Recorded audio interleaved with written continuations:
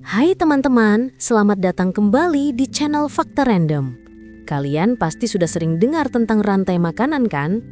Di dunia yang kejam ini, siapa yang makan siapa? Tapi di balik itu, ada para pembunuh bayaran yang jarang kita lihat.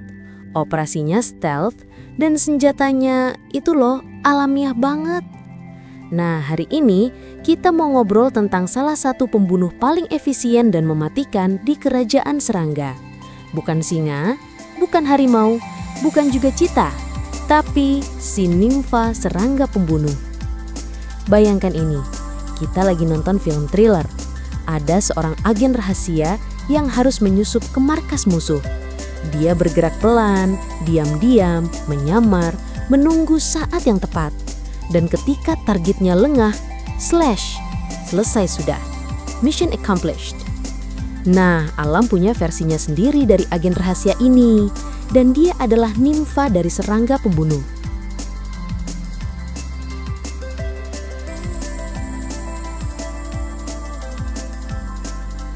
Jadi, apa sih nimfa ini? Jadi gini teman-teman, serangga pembunuh itu mengalami metamorfosis tidak sempurna. Mereka nggak melalui tahap kepompong seperti kupu-kupu. Dari telur, mereka langsung menetas menjadi versi miniatur dari serangga dewasa, yang kita sebut nimfa. Tapi jangan salah, meski kecil, mereka sudah lahir sebagai pembunuh ulung. Ini bukan fase remaja yang canggung dan coba-coba.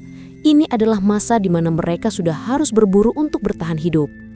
Sekarang, mari kita zoom in ke senjata rahasia mereka.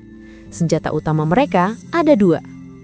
Yang pertama adalah proboscis. Ini bukan sekedar mulut biasa teman-teman. Ini lebih seperti jarum suntik yang bisa dilipat dan disembunyikan di bawah kepala mereka. Bayangkan pedang samurai yang selalu siap hunus, tapi versi serangga. Ketika menemukan mangsa, dengan gerakan super cepat, mereka menusukkan proboscis ini dan menyuntikkan koktail mematikan yang merupakan kombinasi dari racun neurotoksin dan enzim pencerna. Nah, disinilah bagian yang agak grim. Racunnya ini langsung melumpuhkan sistem syaraf mangsa, membuat mereka tidak bisa bergerak. Tapi itu belum semuanya. Enzim pencerna yang disuntikan kemudian akan mengelikuify atau mencairkan organ dalam dan jaringan tubuh si mangsa dari dalam. Iya, kalian tidak salah dengar. Isi tubuh mangsa berubah menjadi smoothie atau sup kental. Lalu si nimfa ini tinggal menyedotnya kembali melalui proboscis yang sama. Jadi pada intinya, mereka ini minum mangsanya. Brutal kan? Ini seperti kita minum boba, tapi bubble-nya adalah saripati tubuh mangsanya. Tapi seorang pembunuh bayaran yang baik bukan cuma mengandalkan senjata tajam. Mereka butuh kamuflase. Dan nimfa-nimfa ini adalah master of disguise. Beberapa spesies seperti nimfa assassin bug yang masih muda akan mengoleskan debu, partikel tanah, atau bahkan sisa-sisa tubuh mangsanya ke punggung mereka. Ini membuat mereka terlihat seperti seonggok kotoran yang tidak berbahaya. Bayangkan, para pemangsa besar seperti burung atau kadal akan mengabaikan mereka karena mengira mereka cuma sampah. Taktik ini disebut masking atau decorating, dan ini adalah bentuk pertahanan diri yang sangat cerdas.